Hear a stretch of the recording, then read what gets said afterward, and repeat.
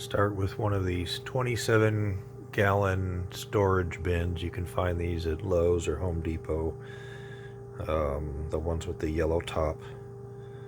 They're pretty common.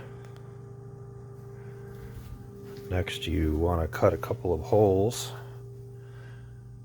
I cut one using this template that I had, a ring from a can light that I took down from my ceiling. It's exactly 6 inches. That's what's recommended as the size for a cat hole, 6-inch opening. So you can do one on one side. I like to do one on one side here, and then another one on the opposite side in the other corner. Or you could also go do one over here. But feral cats probably want to have a way to escape from here if they feel like they're in danger. So having 2 openings is not going to be quite as warm, but it's still probably, they're more likely to use it. You're going to want to buy this 3/4 inch insulation foam board.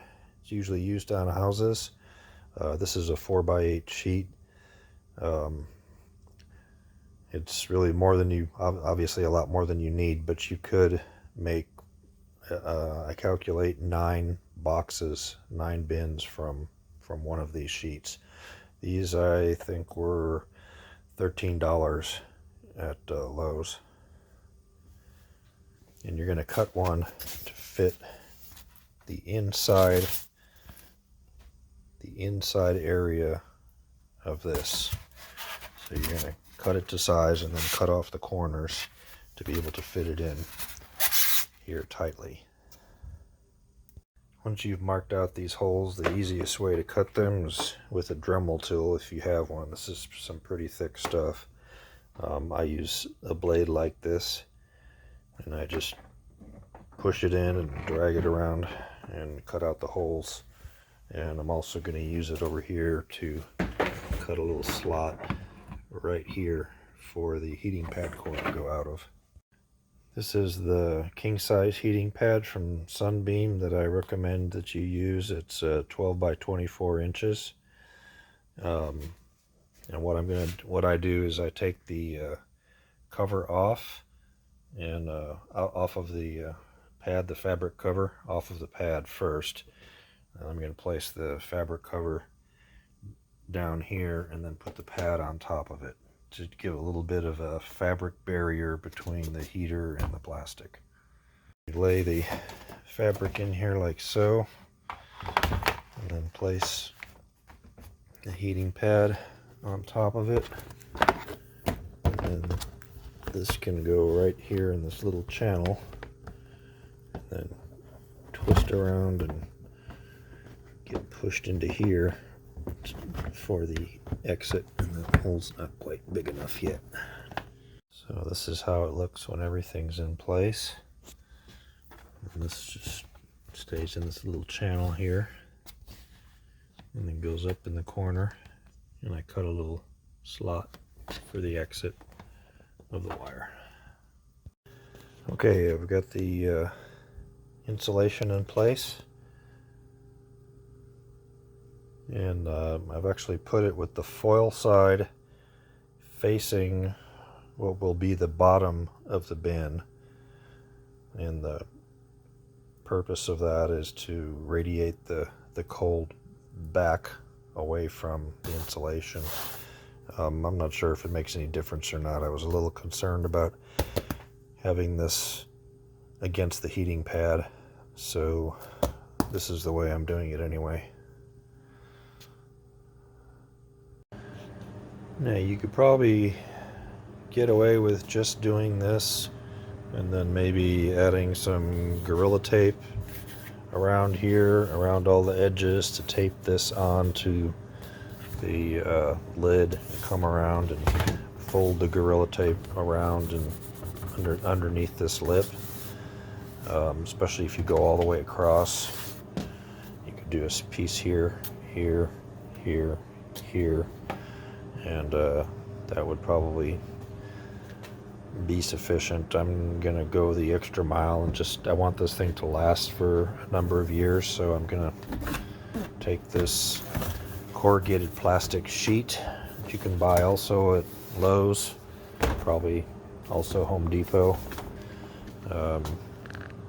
It's made by Plascolite, 30-inch by 36 white corrugated plastic sheet, and I'm going to put that as a top, or actually a bottom layer, I guess, if you want to look at it that way, a bottom layer over this to kind of help protect it. So I'm going to cut it in half and then trim it to fit.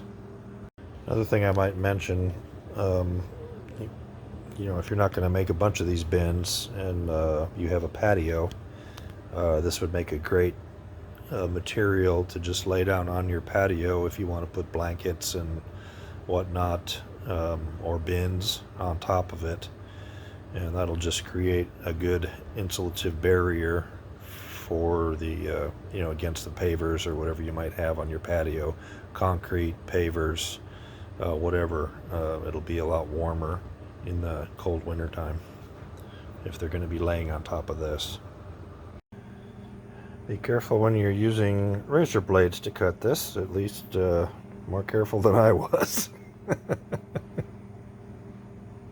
Okay, I have this piece cut to size and Gorilla taped on here, and I suppose for most people that probably would be fine to do, but the engineer in me wants to try to make it even more robust, so I'm going to put another layer, the other half of that piece that I cut, on top, and then I'm going to secure it with these automotive fasteners that I bought.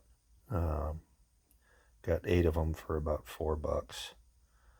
So what I'm going to do is I'm going to drill holes in 8 different places along here, and I'm going to overlay this piece here and then put the markings on it for where the holes need to go, and then have through holes, and then just attach from the top down into this plastic part with the fasteners, and that should hold it really tight. And that's it. Okay, got all the automotive fasteners in place, and they're holding down the top piece. So I think that'll be a much better long-term solution than using Gorilla Glue or Gorilla Tape. And the nice thing about these, doing it this way, is that since this is on the bottom, you can still remove this piece, and you can stack, you know, if you're making multiple of these, you're not going to take up a lot of space, because you can just stack all of these bins here and then have all your lids together, and it'll be very space effective when you're storing these. Thanks for watching.